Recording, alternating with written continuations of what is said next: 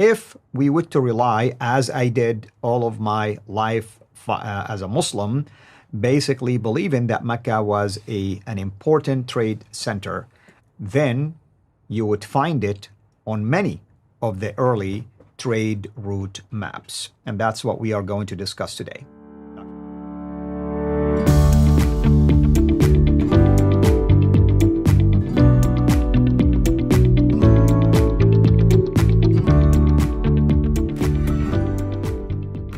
Hello, everyone. This is Al Fadi, and with me here in studio, Dr. Jay Smith, and we have been going through what we call basically putting it all together when it comes to the historical criticism of early Islam. We've been talking about the place Mecca, and today we are going to also continue this discussion. This time we'll focus our attention on the so-called the trade route theory. In other words, Mecca was so prominent to the point that you would find it as an important commerce center. If we were to rely, as I did all of my life as a Muslim, basically believing that Mecca was an important trade center, and the logical question is, then you would find it on many of the early trade route maps. And that's what we are going to discuss today. Dr. J, is it true that Mecca can be found in any of the early trade route maps? Well, rather than answer that question right now, I'm going to pose another scenario real quickly. You're a Muslim. You know that Mecca has been around since Adam and Eve. You know that Abraham lived there. You know that it is the oldest city in history, the oldest inhabitant for humankind. And yet you can't find any reference to it. So you have a problem, because you've got to persuade the world, right, as a Muslim, that this is an important city. Muslims didn't know what to do. So in the last century, a man named Montgomery Watt came to their help. Montgomery Watt said, I'll tell you what happened. Why did Mecca become important? Why is it on the trade route? There's a reason for it. And this is what he said. So this is what known as the trade route theory. Now, when I was going to school, when I was studying under Gerard Hotting and all the rest, when I was studying under Dudley Woodbury before that, I'd always heard about the trade route theory. The trade route theory rescued Muslims in the 1900s, in the last century. It really rescued them. They needed this guy from Scotland to help them out, because he suddenly showed that this is the reason we don't hear about Mecca beforehand. And this is it. So let's look at a map. Let's go to the slide, and I'll just walk you through it. This is not the first time you've seen it, Al Fadi, but I want you to react to it once we go and unpack it. So there is the 7th century Arabia. This is a redacted map looking back at 7th century, recreating what we think today from what all the standard Islamic narrative tells us. The standard Islamic narrative tells us this is what's going on there in the 7th century, right? There you can see all the trade had to come from China and from India and from Asia. It had to come through India. There you can see India on the right side of the map. It couldn't have gone north because of the mountains. Can you see the mountains there? Yes. You can see the Hindu Kush and you can see the Himalaya mountains. Therefore, it had to come this route. So let's just go and put the era. It had to come from the western coast of India up through the Straits of Hormuz over into the Persian Gulf. All right? And from the Persian Gulf, it was taken off board to Basra. Basra didn't exist. Here's the irony of it. Basra didn't even exist back then. This is what's ironic. There was no Basra. Basra is not another port. Another port called something or whatever. And then from there, it was then sent across Iraq, across Jordan, across what is today Israel. Through the Fertile Crescent, technically speaking. And over into the Mediterranean. So that's why, and once it got to the Mediterranean, it was put on ship and went all over Europe and the rest of the world, right? The civilization at that time. So that's the trade route theory. However, we do know that in the 5th century there was a problem between the Persians and the Byzantine Empire. So the Persians were known as the Sassanids. So let's put them up there. So here comes the Sassanids, or Sassanids, either way, and here come the Byzantines. The Sassanians were basically Persian. They were from what is today Iran, and the Byzantine Empire were the Europeans. At that time, Turkey, where I have their name, was under their control.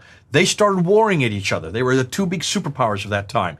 Because they started warring, that shut down the trade going through the Persian Gulf. Right. There's a lot of risk involved now. Violence, shutting it down. So let's just take away that. No longer could they use that route. Right. So what Montgomery Watt said is, So they couldn't use that route. So what did they do instead? They go to Yemen. They go to Yemen. They go to Aden. And they come across the Arabian Sea, go boop, and go to Aden, and brrr, right straight up. There you go, right up the Western Plateau, all the way up to Gaza in the north. 1,250 miles over land. Now, Patricia Corona, Dr. Patricia Corona, who's a historian, reads and writes 15 languages, looked at this, and she read the trade route theory, and she had always been birthed on it and also been studied it. So she said, there's a problem here. There's a problem here, folks.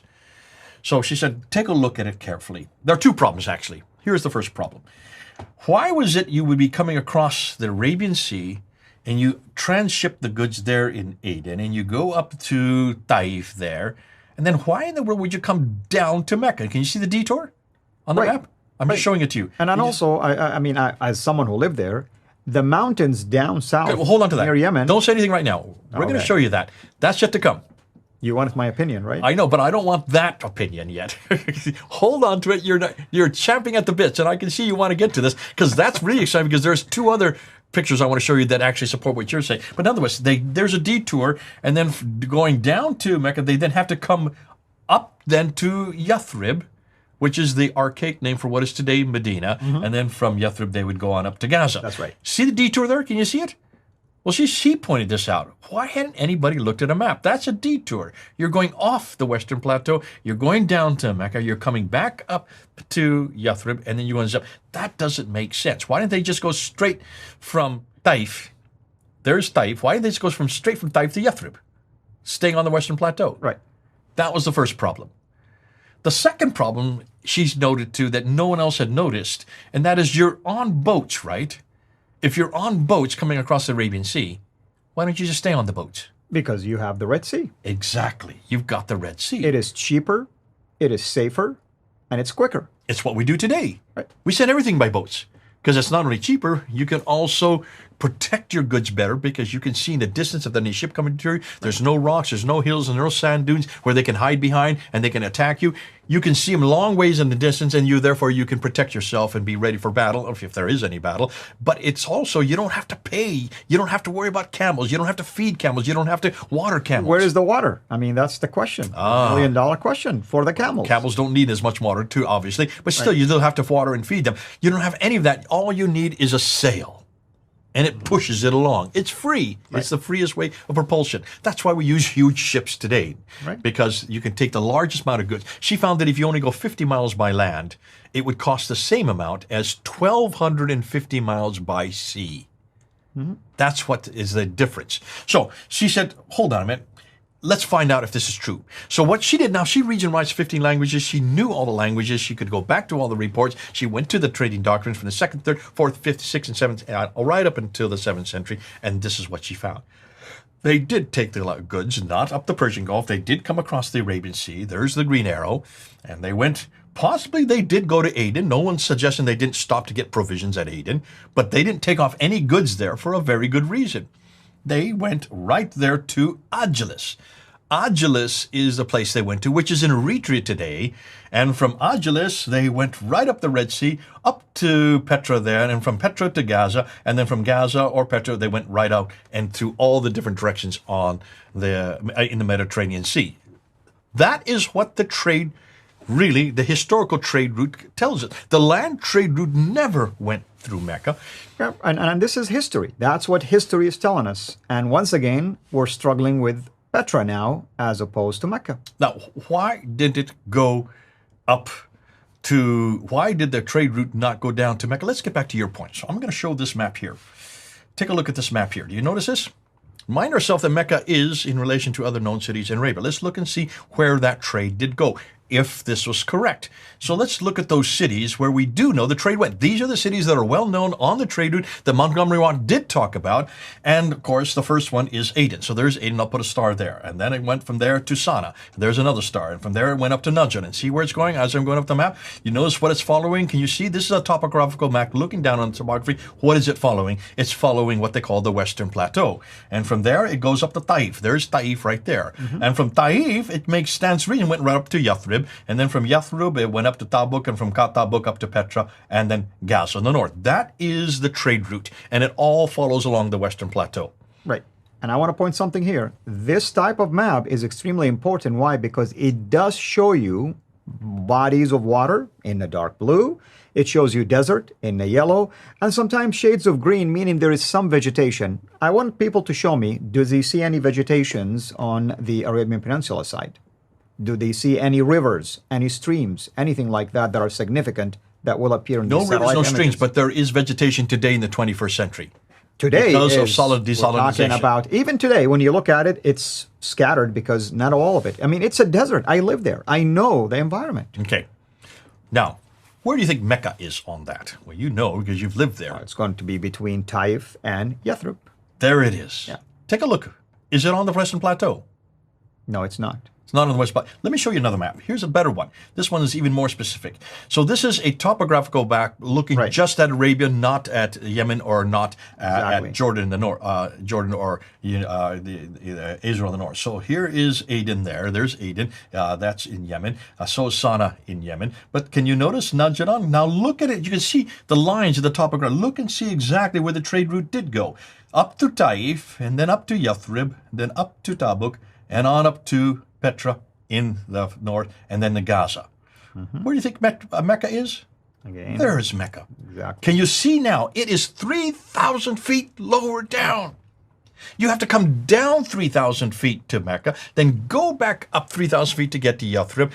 There is nothing there in Mecca to support any caravans. Absolutely. I mean, when we go to Taif, we would drive over up a mountain to get there. See, today, and those are nice big roads where you don't even notice it. But if you have camels that need to be watered and fed, why would you go down to a place that had no water and no food, no fertilization, no vegetation, and then come all the way back up to Yathrib? Now, that pretty much supports what Patricia Crone found. However, she made a mistake. She made a huge mistake. And we're going to go into that next. Maybe, yes, we will hold off on this because we want people to come back and watch the continuation of this. Thank you as always.